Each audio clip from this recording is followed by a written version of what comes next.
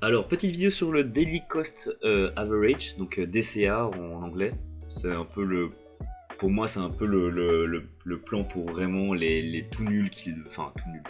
Les personnes qui veulent pas se faire chier à savoir quand il faut acheter le Bitcoin, ou est-ce qu'il faut acheter tout d'un coup, ou est-ce qu'il faut acheter euh, faire un achat récurrent qui permet de justement lisser un peu son investissement, parce que en vérité là je pense que l'image elle parle de soi, c'est que si on achète ici, là et puis ensuite là, bah, le fait qu'on ait acheté ici et en fait là ici en même temps, bah en fait ça fait la moyenne des deux. Mais si en fait on a acheté pendant toute cette période là qui est ici, bah en fait si on a payé une fois où c'était haut, ce n'est pas si grave. Donc pour moi je pense que c'est quand même très important enfin moi en tout cas je le fais.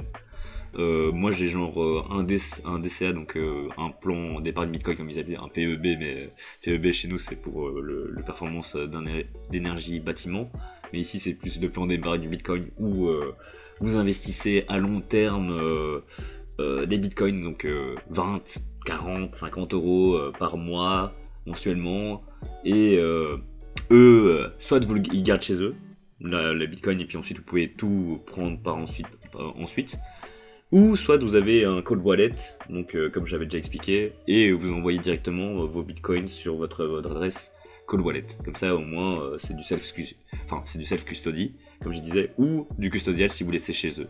Mais en soi, non, je pense que en vérité, cette plateforme a été régulée et qu'en plus elle est en parler un peu partout. Je pense que ça reste une bonne plateforme. Je pense qu'ils ont de quoi se protéger derrière pour pas se faire hacker comme des personnes qui savent pas faire, qui savent rien faire. Donc voilà. Donc je pense que ça méritait une petite vidéo de savoir que genre là je peux vous montrer. Je crois que je peux vous montrer la plateforme. Allez hop, on va vous montrer. Je vous montre une nivelle personnelle, mais c'est pas si grave. Mais voilà, donc en gros là, j'ai investi 247 000 sats, qui est en fait la plus petite, c'est comme les centimes pour les bitcoins.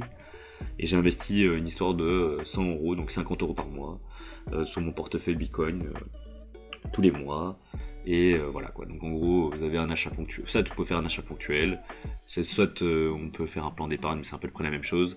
Et voilà, vous avez le fait que j'ai acheté ça en décembre, en janvier, et je compte continuer pendant tout 2024, peut-être arrêter en 2025, si ça monte pas trop haut, faut voir. Donc voilà, c'était juste pour vous montrer qu'il existait des possibilités. Mais dans toutes les plateformes, il est possible de faire ça pratiquement. Dans toutes les grosses, il est possible de faire des invest regularly, etc.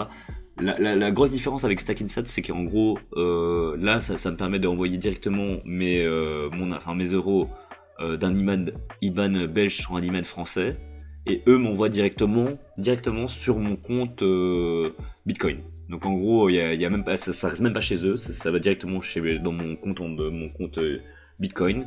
Alors que les autres, c'est d'abord vous mettez votre argent, et puis ensuite vous devez attendre que l'argent arrive sur leur compte IBAN sur le truc. Ensuite, ils vous créditent votre plateforme sur la plateforme.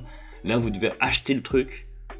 Et puis ensuite, quand vous avez acheté le truc, vous devez les renvoyer ou soit le laisser sur la plateforme pour pouvoir récupérer votre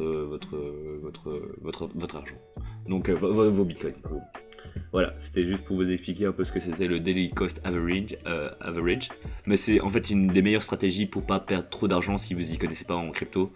Moi, je suis plutôt fifou et je préfère investir des grosses sommes quand je sais que c'est le marché baissier. Et puis ensuite, le problème c'est que je vends pas jamais. Enfin, faudrait que j'essaye de vendre plus dans le marché haussier, mais pour l'instant, je calcule mal. Mais voilà, mais c'est pas si grave. On est là pour 10 ans, donc c'est pas si grave. Voilà, merci, au revoir.